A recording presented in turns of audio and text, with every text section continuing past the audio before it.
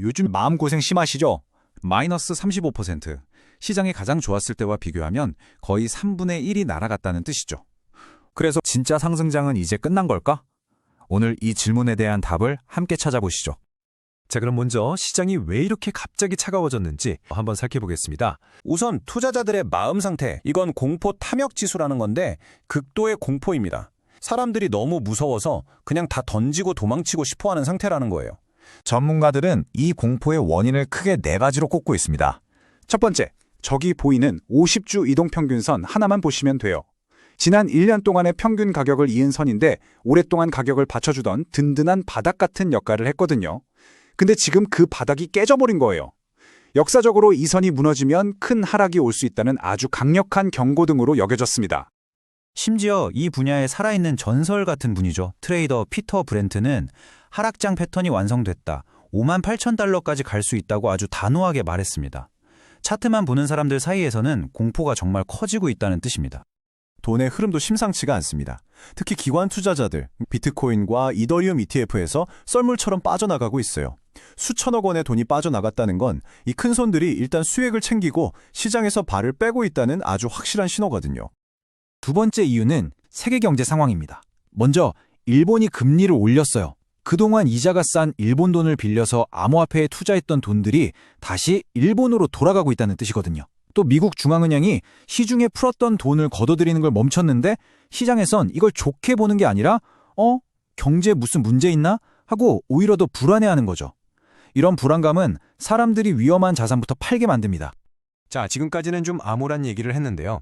왜 아직 희망이 있는지, 반등을 주장하는 쪽의 강력한 근거들은 뭔지 한번 들어보시죠. 세계적인 투자자 라울 팔 같은 사람은 전혀 다른 이야기를 합니다. 그는 30% 하락, 그거 원래 있는 일이다. 상승장은 안 끝났으니 이 기회를 망치지 마라고 아주 강하게 말해요. 모두가 공포에 떨고 있을 때 지금이 기회라고 외치는 목소리도 분명히 있다는 거죠. 맞아요. 겉으로는 모두가 파는 것 같지만 물밑에서는 진짜 고래들이 움직이고 있습니다. 시장의 거대 자본들은 오히려 지금처럼 가격이 떨어졌을 때를 기회로 보고 조용히 비트코인을 사 모으고 있다는 거죠.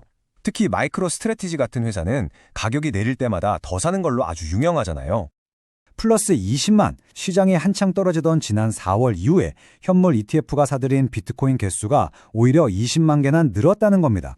단기 투자자들은 무서워서 떠나고 있지만 장기적으로 가치를 보는 진짜 투자자들은 계속해서 물량을 늘리고 있다는 뜻이죠. 그리고 돈의 흐름을 자세히 보면 비트코인이나 이더리움 ETF에서는 돈이 빠져나가는 게 맞아요.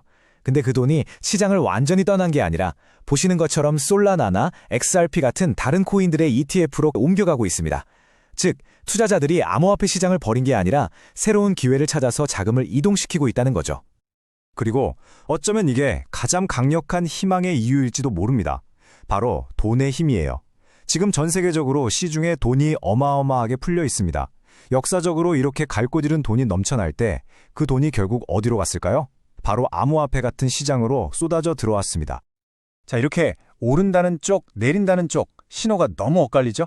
과연 전문가들 사이에서 뭔가 합의된 의견 같은 게 있을까요? 시장을 이끄는 유명 분석가들이 지금 뭘 하고 있는지 정리한 건데요. 지금 당장 다 팔아야 한다고 외치는 전문가는 2명, 소수예요. 오히려 대부분은 일단 지켜보자가 3명, 가격 떨어질 때마다 조금씩 사 모으자가 3명입니다.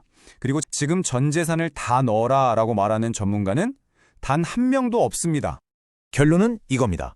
진짜 고수들의 전략은 공포에 떠는 패닉이 아니라 참고 기다리는 인내심이라는 거죠. 섣불리 움직이지 않고 차분하게 상황을 지켜보거나 천천히 기회를 엿보고 있다는 뜻입니다. 그럼 이 모든 정보를 바탕으로 우리 같은 개인 투자자들은 이제 뭘 어떻게 해야 할까요? 전문가들이 입을 모아 추천하는 전략, 바로 정액 분할 매수 또는 DCA라고 부르는 방법입니다. 이거 어렵지 않아요. 그냥 매달 넣는 적금이라고 생각하시면 돼요. 가격이 오르든 느리든 신경 끄고 매주 또는 매달 딱 정해진 금액만큼 꾸준히 사는 겁니다. 이렇게 하면 가격이 쌀 땐 많이 사고 비쌀 땐 적게 사게 되니까 자연스럽게 평균 매수 단가가 낮아지고 시장의 출렁거림에도 멘탈을 지킬 수 있는 아주 똑똑한 방법이에요. 방법은 정말 간단해요. 첫째, 내가 감당할 수 있는 금액을 정한다. 둘째, 매주 살지 매달 살지 규칙적인 날짜를 정한다. 마지막으로 자동 매수를 걸어두고 그냥 잊어버리세요. 감정에 휘둘리지 않고 계획을 지키는 게 핵심입니다. 자, 오늘 긴 이야기의 핵심만 다시 짚어드릴게요. 모두가 공포에 떨 때는 오히려 기회가 될 수 있습니다. 하락에는 분명한 이유가 있지만 상승을 기대할 근거도 충분히 강력합니다. 진짜 전문가들은 지금 팔기보다는 지켜보거나 천천히 나눠 사고 있습니다. 그리고 이런 시장에서는 분할 매수, 즉 DCA가 최고의 무기가 될 수 있습니다. 투자의 대가 워렌 버핏이 이런 말을 남겼죠. 시장은 인내심 없는 사람의 돈을 인내심 있는 사람에게로 옮겨주는 도구다. 이 혼란스러운 시장 속에서 여러분은 어느 쪽에 서시겠습니까?